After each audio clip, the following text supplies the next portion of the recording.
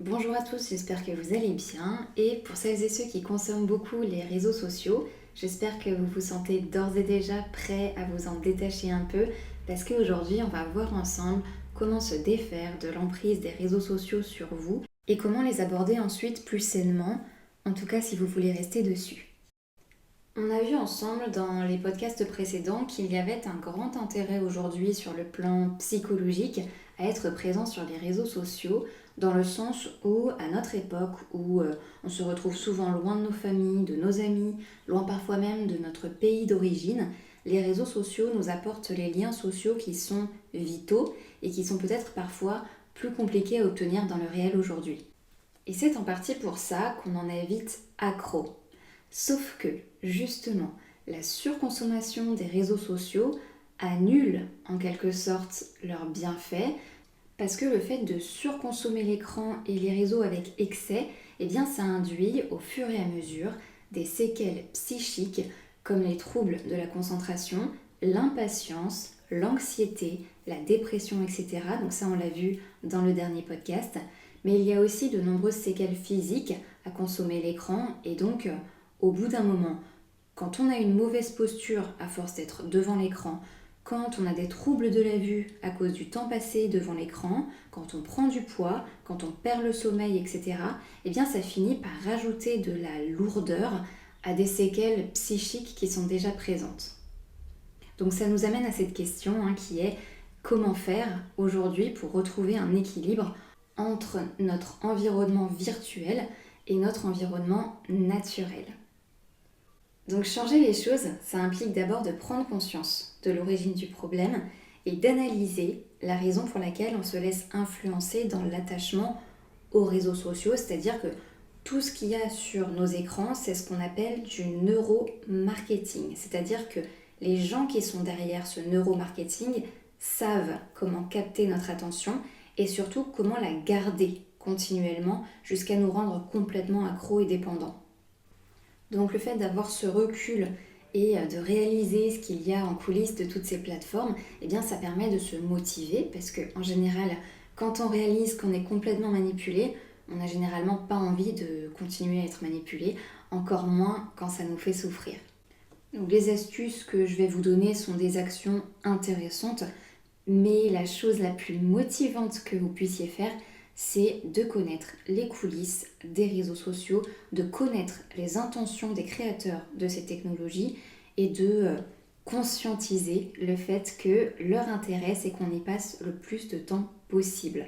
Donc l'action, c'est bien, mais le déclic, c'est mieux. C'est ce qui vous enlèvera l'envie de répondre aux attentes du neuromarketing. Alors comment ils font les créateurs des réseaux sociaux pour capter notre attention indéfiniment ? Eh bien ils ont compris qu'on vit dans une société qui privilégie le plaisir immédiat au bonheur, qui lui est moins immédiat et plus difficile à obtenir. On a en effet deux circuits dans notre cerveau pour accéder au bien-être. Il y a en premier le circuit court qui est le plaisir immédiat, qui est déclenché sans effort et qui libère de la dopamine, qui est un neurotransmetteur qui provoque du plaisir. Et il y a aussi le circuit long, qui est le bonheur, qui est plus long à obtenir et qui nécessite plus d'efforts, comme le sport, le fait d'aller se balader dehors, de manger sain, etc. Et donc ce circuit long va lui libérer de la sérotonine qui, contrairement à la dopamine, va rester davantage dans le temps et procurer des bienfaits. Les créateurs des réseaux sociaux, eux, ils misent tout sur votre plaisir immédiat, donc sur la dopamine. C'est pour ça qu'on a des notifications de likes, de commentaires, de recommandations, de relations, des stories aussi qui durent que quelques secondes. Et c'est pareil sur TikTok, ce sont des vidéos les plus courtes possibles. Toutes ces distractions très courtes et notifiées, eh bien ça va libérer de la dopamine chez vous et ça va donc vous motiver à regarder les publications suivantes et les suivantes et encore les suivantes. Et c'est compliqué de s'arrêter évidemment car il n'y a pas de fin. Il vous sera toujours proposé des nouvelles distractions indéfiniment. Et donc, chaque notification et chaque publication va vous donner des microdoses de dopamine, sauf que la dopamine s'épuise rapidement. Donc ça fait qu'on va en redemander rapidement pour obtenir de nouveau un petit shoot Et donc c'est comme ça que les créateurs de ces plateformes vous gardent motivés à rester dessus. C'est un mécanisme central de la dépendance. On retrouve le même processus chez les personnes dépendantes de l'alcool et de la drogue, c'est-à-dire que face aux écrans, on veut du plaisir rapide et immédiat, sauf que le plaisir ne dure pas, donc on en redemande continuellement dès le réveil, au travail, dans la voiture, dans notre salle de bain, à table, etc. On ne s'arrête pas, même en sachant qu'on en souffre et qu'on en devient malade. Et je parle des réseaux sociaux, mais en réalité c'est pareil pour les plateformes Netflix, YouTube, etc. Là les vidéos sont plus longues, mais quand vous les avez terminées, on vous propose toujours une autre vidéo ensuite. Et vous êtes aussi notifié, parce que les créateurs de ces plateformes veulent aussi que vous restiez le plus longtemps possible. Donc l'idée dans le sevrage des réseaux sociaux, c'est donc de votre côté de miser sur la sérotonine plutôt que sur la dopamine et faire confiance aux bénéfices de la sérotonine même si le plaisir n'arrive pas tout de suite.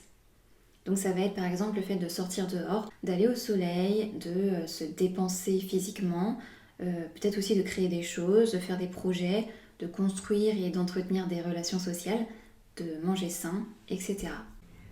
La sérotonine, elle met plus de temps à être élaborée et à faire effet parce que ce sont des efforts, surtout au début quand on est habitué au plaisir immédiat depuis plusieurs années parfois. Mais c'est la sérotonine qui est associée au bonheur, donc c'est sur elle que vous devez vous concentrer si vous voulez vous sentir mieux dans votre vie. Et au-delà de se sentir mieux, le bonheur permet de donner du sens à notre existence au travers de choses épanouissantes, ce qui est compliqué à ressentir quand on passe sa vie sur les écrans. Alors pour commencer votre sevrage, vous pouvez déjà commencer par faire une pause de quelques jours au cours desquels vous n'allez pas du tout aller sur les réseaux sociaux, voire même essayer de ne pas aller sur les écrans.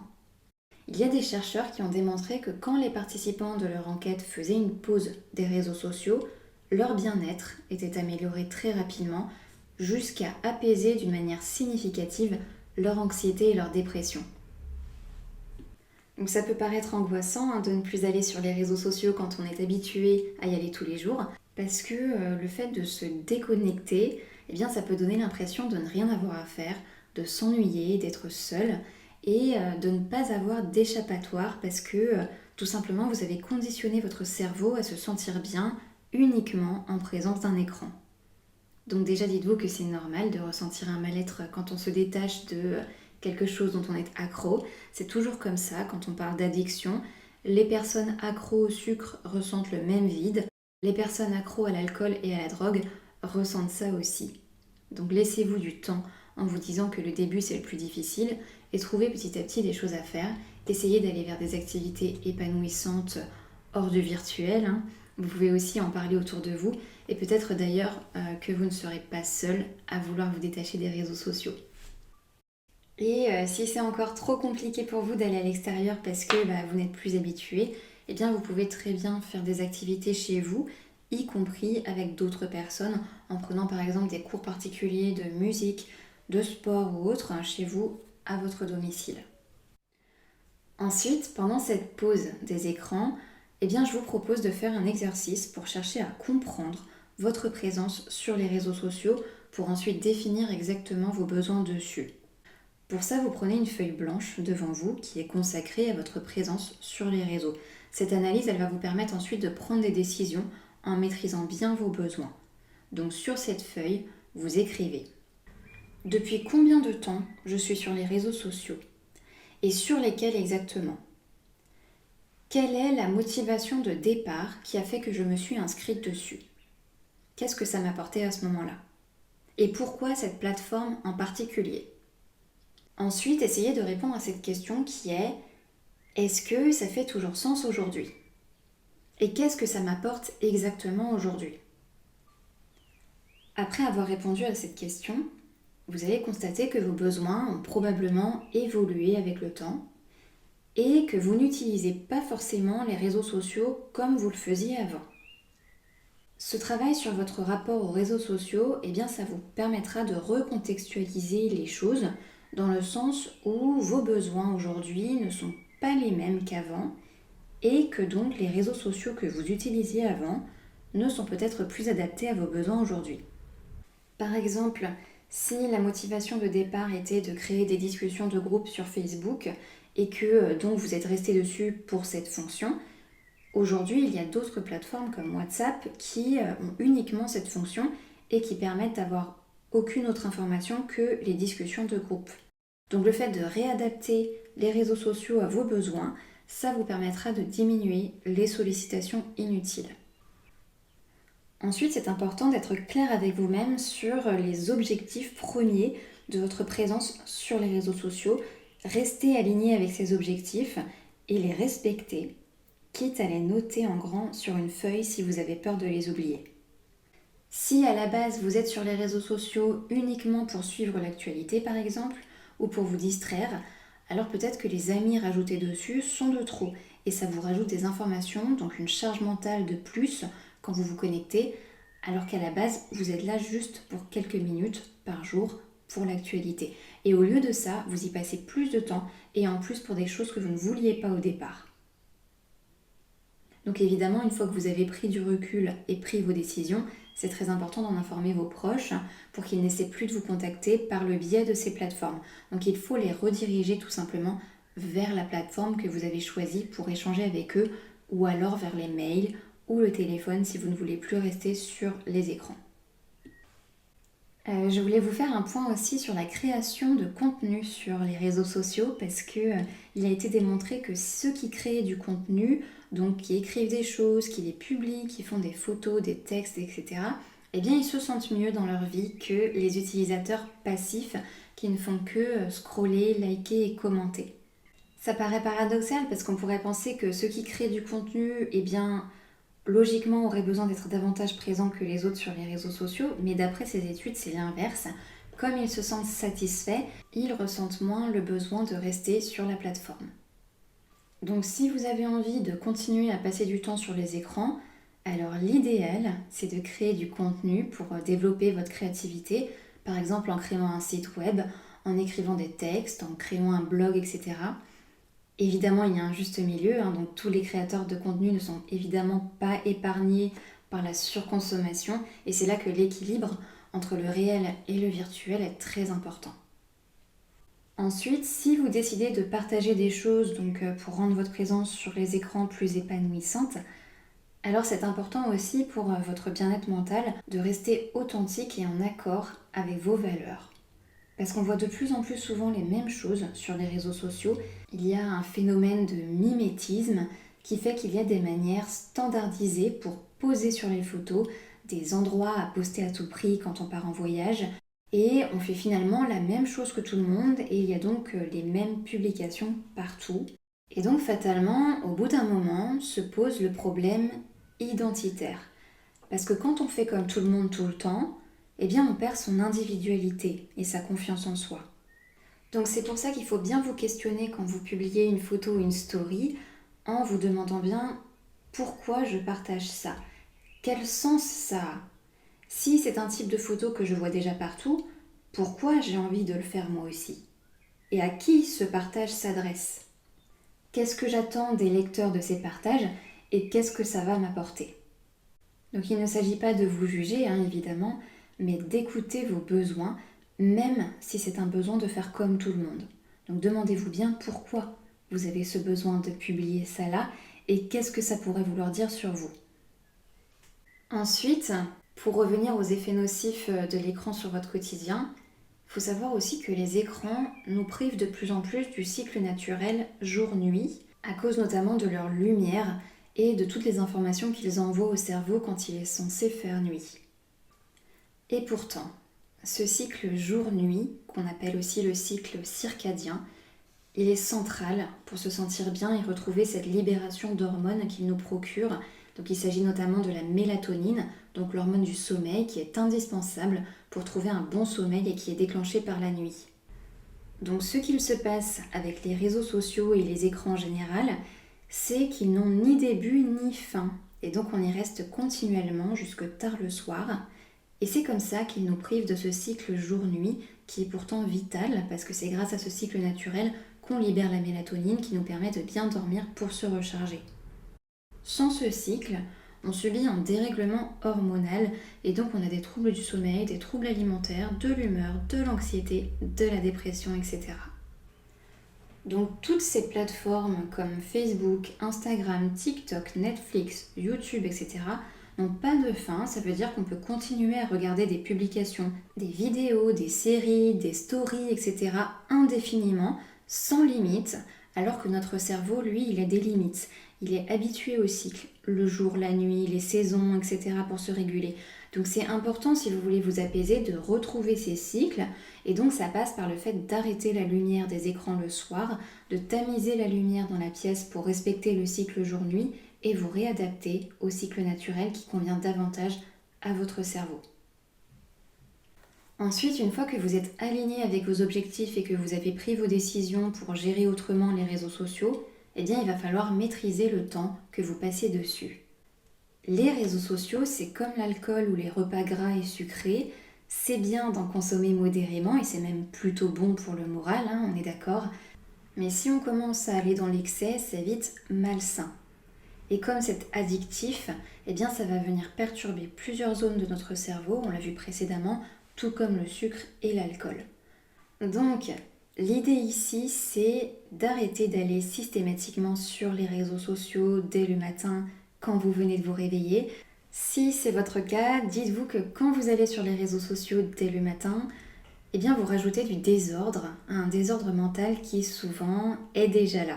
C'est-à-dire que maintenant, la plupart des gens ont des journées très chargées à tous les âges, c'est déjà un gros désordre de base, et on rajoute à ce désordre un désordre supplémentaire au lieu de commencer doucement sa journée. C'est-à-dire que en allumant votre téléphone, vous vous retrouvez face à un défilé d'informations aléatoires décidées par l'algorithme.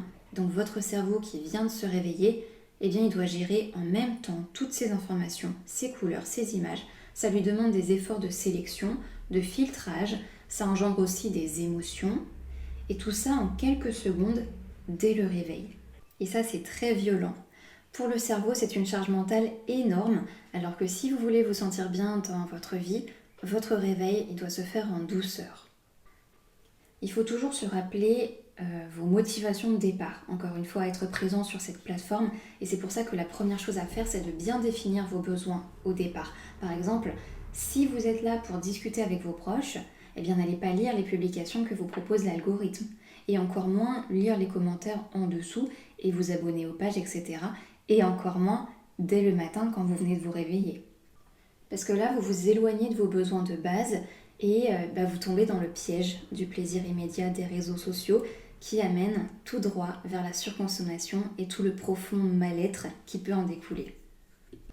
D'ailleurs, c'est pareil pour la fin de journée et le coucher. Vous avez, pour beaucoup d'entre vous, déjà une journée fatigante et très chargée derrière vous.